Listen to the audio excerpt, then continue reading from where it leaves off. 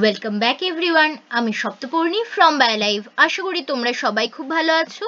তো আজকের ভিডিওতে আমরা লাইফ সায়েন্সের এবিটি এর টেস্ট পেপারের পেজ নাম্বার 367 এ যে 2 মার্কসের কোয়েশ্চেনগুলো রয়েছে সেগুলো নিয়ে ডিসকাস করব। এই কোয়েশ্চেন পেপারের এমন কিছু 2 মার্কসের কোয়েশ্চেন রয়েছে যেগুলো তোমরা ডিরেক্টলি বইতে হয়তো পাবে না, তার জন্য তোমাদের আমার একটু সাহায্য লাগবে। তো তার জন্য অবশ্যই ভিডিওটা কিন্তু দেখতে ভুলো না শেষ অবধি, এবং ভিডিও ভালো লাগলে অবশ্যই লাইক করে দিও, নিচে কমেন্ট করে জানিও ভিডিও কেমন লাগছে এবং বন্ধুদের মধ্যে শেয়ার করো, এবং অবশ্যই চ্যানেলটাকে সাবস্ক্রাইব করে রেখো যাতে এরকম আরো আমি যত ভিডিও দেব তোমাদের মাধ্যমিকের আগে সবগুলোর নোটিফিকেশন তোমরা খুব তাড়াতাড়ি পেতে পারো, কারণ এক্সাম এগিয়ে আসছে। তাড়াতাড়ি ভিডিও আমি আপলোড করব এবং তোমরাও কিন্তু তাড়াতাড়ি ভিডিওগুলো দেখে নেবে। তো চলো আর দেরি না করে ভিডিও স্টার্ট করছি। দেখো, ফার্স্ট কোয়েশ্চেন বলছে ফোটোট্যাকটিক এবং ফোটোন্যাস্টিক চলনের মধ্যে পার্থক্য নির্ণয় করো নিচের দুটি বিষয়ের উপর নির্ভর করে। প্রথমে বলছে উদ্দীপকের প্রকৃতি। দেখো, ট্যাকটিক চলন মানে সেটি উদ্দীপকের তীব্রতা এবং গতিপথ দুটির উপরেই বা উৎসের গতিপথের দুটোর উপরেই নির্ভর করে। বাট ফোটোন্যাস্টিক চলন শুধুমাত্র উদ্দীপকের অর্থাৎ আলোর তীব্রতার উপরেই নির্ভর করে, অর্থাৎ এটি আলোর গতিপথ এবং তীব্রতা দুটির উপরেই ফোটোট্যাকটিক চলন নির্ভর করে, বাট ফোটোন্যাস্টিক চলন শুধুমাত্র আলোর তীব্রতার উপরে নির্ভর করে। সেকেন্ড বলছে স্থান পরিবর্তন। ফোটোট্যাকটিক চলনের ক্ষেত্রে উদ্ভিদের অংশের বা সম্পূর্ণ উদ্ভিদের, ঠিক আছে, যেগুলো ছোট ছোট উদ্ভিদ হয় জেনারেলি, তাদের সামগ্রিক স্থান পরিবর্তন ঘটে আলোর দিকে, ঠিক আছে। whereas ন্যাস্টিক চলনের ক্ষেত্রে কোনো রকম সামগ্রিক স্থান পরিবর্তন ঘটে না। ওকে, নেক্সট কোয়েশ্চেন বলছে, দেখো এডিএইচ এর দুটি কার্য পদ্ধতি উল্লেখ করো নিচে দুটি বিষয়ের উপর নির্ভর করে। দেখো, রক্তচাপ এবং মূত্রের ঘনত্ব পরিবর্তন। প্রথমে মূত্রের ঘনত্ব পরিবর্তন দিয়ে বলি। এডিএইচ আমাদের পশ্চাৎ পিটুইটারি থেকে খরিত এক ধরনের হরমোন, যেটি আমাদের মূত্র তৈরিকারী যে নেফ্রন রয়েছে কিডনিতে, সেই নেফ্রনের ডিস্টাল কনভলিউটেড টিউবিউল বা দূরসংবর্ত নালিকা থেকে জলের পুনঃশোষণ ঘটায় এবং মূত্রকে ঘন করতে সাহায্য করে, ঠিক আছে। সেকেন্ড বলেছে কিভাবে এটি রক্তচাপকে নিয়ন্ত্রণ করে। দেখো, এডিএইচ এর যদি বেশি ক্ষরণ হয় তাহলে রক্তচাপ কি হয়, দেখো যদি এডিএইচ বেশি পরিমাণে ক্ষরিত হয় তাহলে কি হবে, তাহলে মূত্র আরো বেশি ঘন হবে, অর্থাৎ জলের আরো বেশি পুনঃশোষণ হবে। জলের যত বেশি পুনঃশোষণ হবে রক্তের চাপ তত বাড়বে। আর এডিএইচ যদি কম ক্ষরিত হয় তাহলে কি হবে, তাহলে ডাইলিউট মূত্র তৈরি হবে, অর্থাৎ লঘুমূত্র তৈরি হবে। লঘুমূত্র তৈরি হলে বডিতে ডিহাইড্রেশন হবে, জলের ঘাটতি হবে এবং রক্তচাপ কমে যাবে, ঠিক আছে। এবং একটি কথা তোমরা এখানে উল্লেখ করবে, এডিএইচ রেনিন অ্যানজিওটেনসিন অ্যালডোস্টেরন পাথওয়ের মাধ্যমে রক্তের চাপকে নিয়ন্ত্রণ করে। ওকে, প্লাস যেভাবে মূত্র অনুযায়ী বললাম সেটা অনুযায়ীও লিখে দেবে কিভাবে রক্তের চাপকে কখন বাড়ায় কখন কমায়। ওকে, নেক্সট কোয়েশ্চনে যাচ্ছি। দেখো, বলছে সাইন্যাপটিক ভেসিকেলের অবস্থান এবং একটি কাজ উল্লেখ করো। সাইন্যাপটিক ভেসিকেল দেখা যায় আমাদের স্নায়ু সন্নিধি বা সাইন্যাপসে, যেখানে দুটি নিউরন একসাথে কাছাকাছি অবস্থান করছে সাইন্যাপসে, সেখানে নিউরনগুলির যে অ্যাকশনের যে প্রান্তপুরুষ বা সাইন্যাপটিক নবের ভিতরে সাইন্যাপটিক ভেসিকেল দেখা যায়। তো সাইন্যাপটিক ভেসিকেলের কাজ কি, এর মধ্যে বিভিন্ন ধরনের নিউরো ট্রান্সমিটার থাকে যেরকম অ্যাসিটাইলকোলিন, এবং এই নিউরো ট্রান্সমিটারগুলি যখন রিলিজ হয় তখন সেটি নার্ভ ইম্পালস বা স্নায়ু স্পন্দনকে পরিবহন করতে সাহায্য করে। ওকে, এটার অ্যান্সার তোমরা পেয়ে যাবে পেজ নাম্বার 25, এটার জন্য তোমরা ফলো করতে পারো। এডিএইচ এর কাজের জন্য তোমরা পেজ নাম্বার 15 রেফার করতে পারো, আর প্রথম অ্যান্সারটার জন্য তোমরা পেজ নাম্বার 6 রেফার করতে পারো, ঠিক আছে। চলো ফোর্থ কোয়েশ্চনে যাচ্ছি। ডিএনএ এর অন্তর্গঠনে ফসফোডাইএস্টার বন্ড এবং গ্লাইকোসাইডিক বন্ডের অবস্থান লেখো। ইম্পর্টেন্ট কোয়েশ্চেন, বইতে তোমরা পাবে না, ঠিক আছে। দেখো, ফসফোডাইএস্টার বন্ড কোথায় তৈরি হয় তোমরা জানো, ডিএনএ হচ্ছে নিউক্লিওটাইড দিয়ে তৈরি, তাই তো।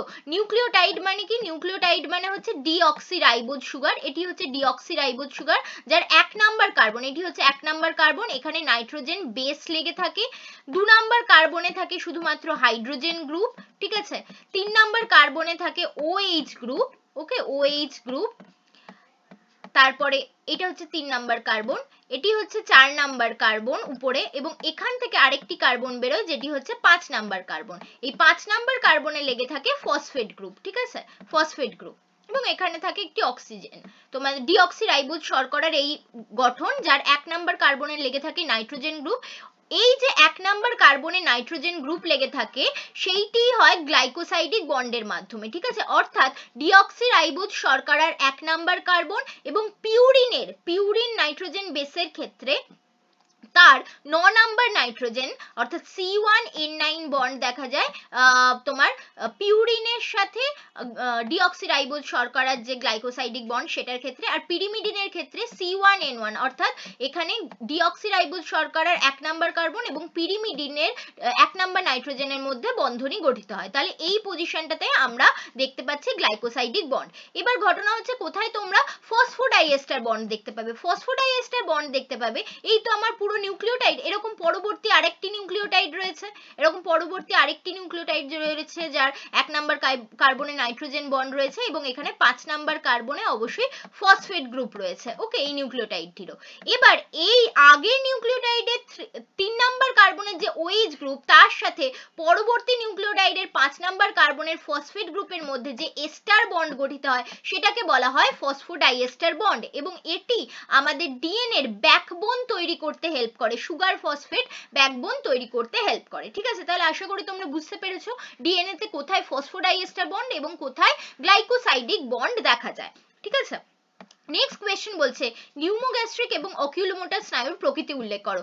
নিউমোগ্যাস্ট্রিক নামটা তোমাদের নতুন লাগতে পারে, বাট নিউমোগ্যাস্ট্রিক হচ্ছে ভেগাস নার্ভেরই আরেকটা নাম, এবং ভেগাস হচ্ছে মিশ্র প্রকৃতির স্নায়ু। অকিউলোমোটর স্নায়ু হচ্ছে এক ধরনের আমাদের মোটর স্নায়ু বা বহির্বাহী স্নায়ু। ওকে, তো এটার অ্যান্সারও তোমরা পার্টলি পেয়ে যাবে পেজ নাম্বার 24 এ। নিউমোগ্যাস্ট্রিক হিসেবে ওখানে লেখা নেই, ভেগাস হিসেবে লেখা রয়েছে। মনে রেখো ভেগাস এবং নিউমোগ্যাস্ট্রিক একই স্নায়ুরই দুটি নাম। নেক্সট বলছে ইম্পর্টেন্ট কোয়েশ্চেন, দেখো বলছে G0 দশে দেখা যায় এমন একটি উদ্ভিদ এবং প্রাণীকোষের নাম লেখো। দেখো প্রাণীকোষের নাম লেখাটা তোমাদের জন্য ডিফিকাল্ট হবে না। প্রাণীকোষের নাম লিখতে পারো তোমরা, আমাদের যে নিউরনস লিখতে পারো, পরিণত আরবিসি লিখতে পারো। ঠিক আছে, এগুলোতে G0 দশা দেখা যায় এই সমস্ত কোষ, অর্থাৎ G0 দশায় যে কোষ ঢোকে সেল সাইকেলের G0 দশায় ঢুকলে সেই কোষ আর বিভাজিত হতে পারে না। বাট উদ্ভিদের ক্ষেত্রে নাম তোমরা জেনারেলি বইতে পাবে না। তো তোমাকে মনে রাখতে হবে G0 দশায় কোন ধরনের কোষেরা ঢোকে, যাদের কোষ বিভাজন কমপ্লিট হয়ে গেছে, এরপরে আর তারা ডিভাইড করতে পারবে না, এই ধরনের কোষেরাই কিন্তু G0 দশায় ঢুকে চুপ করে বসে থাকে। তো উদ্ভিদের ক্ষেত্রে ফ্লোয়েমের যে কোষগুলি সেগুলির কিন্তু আর ডিভিশন হয় না, তো ফ্লোয়েমের কোষ কিন্তু G0 দশায় দেখা যায়। ওকে, নেক্সট কোয়েশ্চেন বলছে দেখো গর্ভযন্ত্র কাকে বলে। এটাও তোমরা বইতে ডিরেক্ট পাবে না।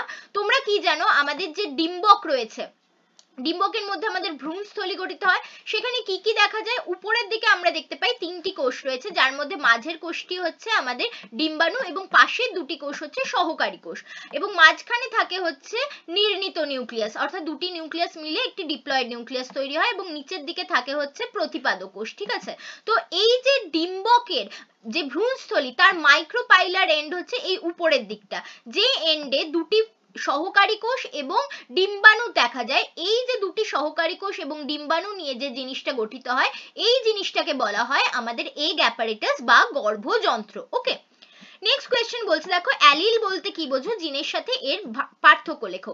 অ্যালিল হচ্ছে আমাদের যে হোমোলোগাস ক্রোমোজোম থাকে, তোমরা জানো আমাদের দেহে প্রত্যেকটি কোষে একটি ক্রোমোজোমে দুটি করে কপি থাকে, একটা মায়ের থেকে পাওয়া কপি, একটা বাবার থেকে পাওয়া কপি, এবং সেই দুটি ক্রোমোজোমকে একসাথে আমরা হোমোলোগাস ক্রোমোজোম বলি। অর্থাৎ ধরো এটাও 1 নাম্বার ক্রোমোজোম আমাদের, এটাও 1 নাম্বার ক্রোমোজোম।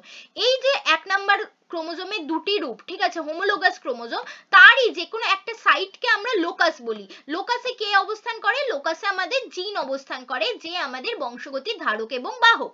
এবার এই জিনেরই যে বিভিন্ন রূপ ভেদ তাকে আমরা অ্যালিল বলে থাকি। অর্থাৎ ধরো এই লোকাসে, উপরের হোমোলোগাস ক্রোমোজোমের এই লোকাসে রয়েছে ক্যাপিটাল টি জিন, এখানে রয়েছে স্মল টি জিন, অর্থাৎ জিনটা সেমই বাট তাদের রূপভেদ রয়েছে। ঠিক আছে, একটি হচ্ছে ক্যাপিটাল টি রূপভেদ, একটি স্মল টি রূপভেদ, অর্থাৎ এই রূপভেদগুলিকে আমরা অ্যালিল বলবো। তার মানে অ্যালিল হচ্ছে জিনেরই রূপভেদ। ওকে, জিন এবং অ্যালিল একই জিনিস, বাট একই লোকাসে অবস্থিত জিনের বিভিন্ন রূপভেদকে আমরা অ্যালিল বলে থাকি।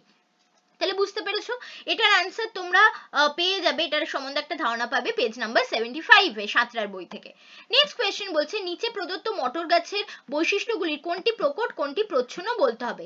বেগুনি ফুল একটি প্রকট বৈশিষ্ট্য, হলুদ ফল এটি প্রচ্ছন্ন বৈশিষ্ট্য, বীজপত্র যে হলুদ হওয়া সেটি প্রকট বৈশিষ্ট্য, কাক্ষিক ফুল এটিও প্রকট বৈশিষ্ট্য। ঠিক আছে, নেক্সট বলছে বংশগত রোগ হিমোফিলিয়াতে কন্যা সন্তান কখন আক্রান্ত হবে তা একটি ক্রসের সাহায্যে বুঝিয়ে দাও। দেখো হিমোফিলিয়া হচ্ছে একটি এক্স ক্রোমোজোম ঘটিত প্রচ্ছন্ন রোগ, অর্থাৎ এক্ষেত্রে আক্রান্ত হলে কন্যার ক্ষেত্রে দুটি এক্স ক্রোমোজোমে হিমোফিলিয়ায় আক্রান্ত অ্যালিল থাকতে হবে, XH হতে হবে, ঠিক আছে। তো আমরা ধরে নিচ্ছি যে যেটি স্বাভাবিক অ্যালিল সেটি হচ্ছে X প্লাস বা নর্মাল X লিখছি আমরা। তাহলে দেখো কন্যার ক্ষেত্রে দুটোই XH কখন আসবে, তার মানে বাবার থেকে একটা XH পেয়েছে, মায়ের থেকে একটা XH, এবার বাবার তো একটাই X থাকে, তাহলে বাবার একটি X ক্রোমোজোমই অ্যাফেক্টেড হবে, অর্থাৎ বাবা হবে আক্রান্ত, ঠিক আছে, বাবা হবে XHY অর্থাৎ আক্রান্ত। বাট মায়ের থেকে সে একটা XH পাবে, ঠিক আছে, মায়ের থেকে একটা XH পাবে, মায়ের আরেকটি XH ভালো হতে পারে, X ক্রোমোজোম ভালো হতে পারে, অর্থাৎ মায়ের ক্ষেত্রে একটি হবে আক্রান্ত অ্যালিল হিমোফিলিয়া আক্রান্ত এবং একটি হবে নর্মাল অ্যালিল যেটাকে আমরা X প্লাস হিসেবে লিখতে পারি, ঠিক আছে। তো এরকম ক্ষেত্রে যে দুরকম কন্যা সন্তান তৈরি হবে, এক ধরনের কন্যা সন্তান তৈরি হবে হচ্ছে X প্লাস XH, ঠিক আছে, যে মায়ের থেকে X প্লাস পেয়েছে, বাবার থেকে XH পেয়েছে, এ কিন্তু বাহক হবে, এ আক্রান্ত নয়। বাট কে আক্রান্ত হবে, যে বাবার থেকেও XH পেয়েছে, মায়ের থেকেও XH পেয়েছে, এই ধরনের কন্যা সন্তান কিন্তু আক্রান্ত হবে। তো তোমাদের কাজ হচ্ছে এই যে ক্রসটা লিখলাম, এই ক্রসটাকে খাতায় পানেট স্কোয়ারের সাহায্যে বা চেকার বোর্ডের সাহায্যে করে দেখানো, এবং সেখানে যে 25% সন্তান তার মধ্যে 50% ফিমেল যে অ্যাফেক্টেড হবে সেইটা XH দিয়ে বুঝিয়ে দেওয়া, ঠিক আছে, বুঝতে পেরেছো? নেক্সট কোয়েশ্চেন যাচ্ছি, দেখো বলছে যে কোয়াসার্ভেট কি, এটি কখন প্রোটোসেলে কনভার্ট হয়?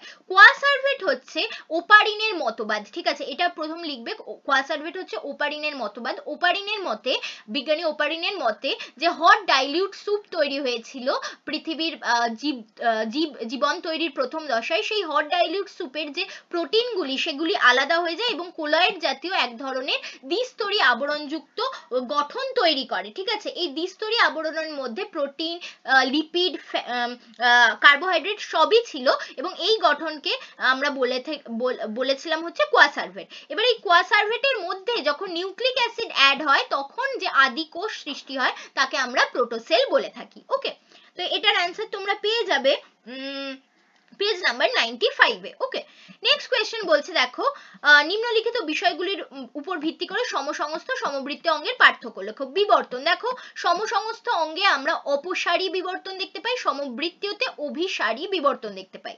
অঙ্গ সংস্থান, সমসংস্থ অঙ্গে আমরা অঙ্গ সংস্থানগত মিল দেখতে পাই, বাট সমবৃত্তীয় অঙ্গে অঙ্গ সংস্থানগত কোনো রকম মিল থাকে না, ঠিক আছে, অর্থাৎ এটির অ্যান্সার তোমরা পেয়ে যাবে হচ্ছে পেজ নাম্বার 113-তে। নেক্সট কোয়েশ্চেন যাচ্ছি, দেখো রিপিটেড কোয়েশ্চেন, কতবার যে রিপিট হয়েছে তার ঠিক নেই। সুন্দরী গাছ কিভাবে তার অতিরিক্ত লবণ রেচন করে ব্যক্ত করো। এক তো করে হচ্ছে এরা এদের মূলের মাধ্যমে যে অতিরিক্ত লবণযুক্ত জল শোষণ করে সেই সময় ফিল্টার করে নেয় এবং অতিরিক্ত লবণ থেকে দেহকে রক্ষা করে। সেকেন্ড হচ্ছে এরা অতিরিক্ত লবণকে নিজেদের পাতার লবণ গ্রন্থিতে সঞ্চয় করে রাখতে পারে এবং টাইম টু টাইম সেই পাতা ঝরিয়ে দিতে পারে। প্লাস এরা এদের অতিরিক্ত লবণকে গাছের পাতা এবং গাছের বাকলেও সঞ্চয় করে রাখে এবং টাইম টু টাইম সেগুলোকে ঝরিয়ে দেয়, ঠিক আছে, এইভাবে অতিরিক্ত লবণকে রেচন করে। এটার অ্যান্সার তোমরা পেয়ে যাবে পেজ নাম্বার 108-এ। নেক্সট বলছে, দেখো নাইট্রিফিকেশন কি, এর বিপরীত প্রক্রিয়া কি?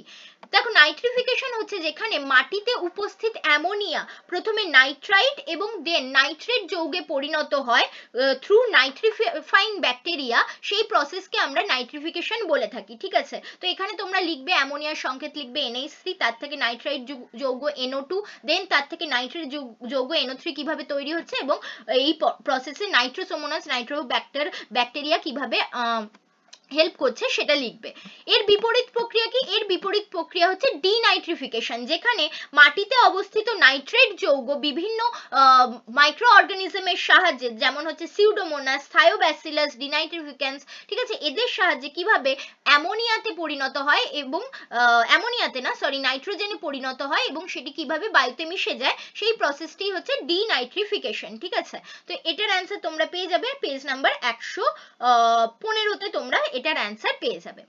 নেক্সট কোয়েশ্চেন বলছে দেখো বাস্তুতন্ত্রে জৈব বিবর্ধনের দুটি প্রভাব উল্লেখ করো। এটাও তোমরা দেখেছো, এই কোয়েশ্চেনও কিন্তু রিপিট হয়েছে।